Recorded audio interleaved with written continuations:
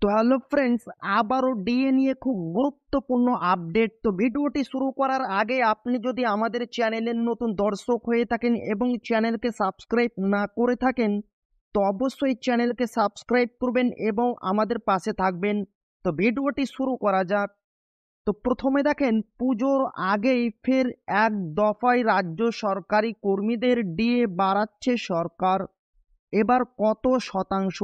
তো বন্ধুরা, আমরা সকলেই জানি পশ্চিমবঙ্গ সরকারি কর্মীরা কেন্দ্রীয় হারে ডিএর দাবিতে শহীদ মিনার চত্বরে আন্দোলন চালিয়ে যাচ্ছেন দিনের পর দিন, কিন্তু কোনো রকম সুরাহা হচ্ছে না। এমনকি তারা দিল্লির যন্তর মন্তরেও আন্দোলন চালিয়ে এসেছেন, তার ফলাফল এখন পর্যন্ত মেলেনি। এবং আমরা একদিকে দেখেছি মুখ্যমন্ত্রী, অর্থমন্ত্রী, রাজ্যপালকে বারংবার কেন্দ্রীয় হারে কেন্দ্রীয় হারে ডিএর দাবি নিয়ে বহুবার চিঠি দেওয়ার পরেও কোনো রকম কর্ণপাত করেনি। এমনকি কলকাতা হাইকোর্ট সরকারি কর্মীদের পক্ষে রায় দিয়েছিল 3 মাসের মধ্যে সরকারি কর্মীদের বকেয়া ডিএ মিটিয়ে দিতে হবে।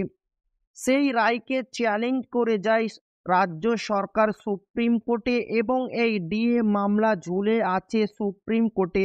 মুখ্যমন্ত্রী দরবার হয়ে লাভ হয়নি ডিএর দাবি নিয়ে।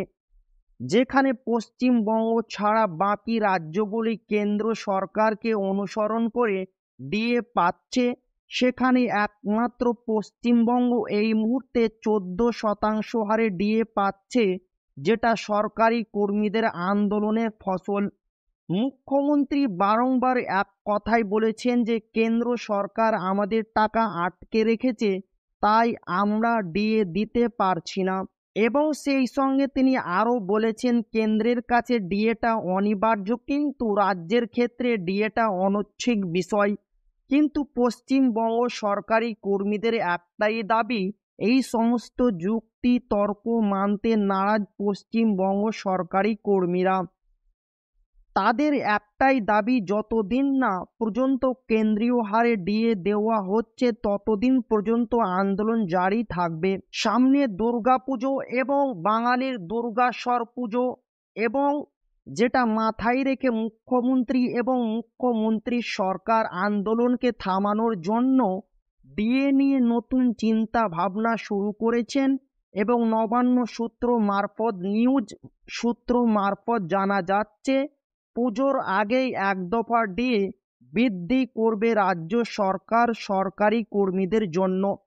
এই ছিল ডিএ নিয়ে খুব গুরুত্বপূর্ণ আপডেট। তো ভিডিওটি ভালো লাগলে অবশ্যই আপনার বন্ধুদের মধ্যে শেয়ার করবেন, যাতে তাদেরও উপকার হয়। আর আপনি যদি এখনও আমাদের চ্যানেলকে সাবস্ক্রাইব না করে থাকেন, তো অবশ্যই চ্যানেলকে সাবস্ক্রাইব করবেন এবং আমাদের পাশে থাকবেন।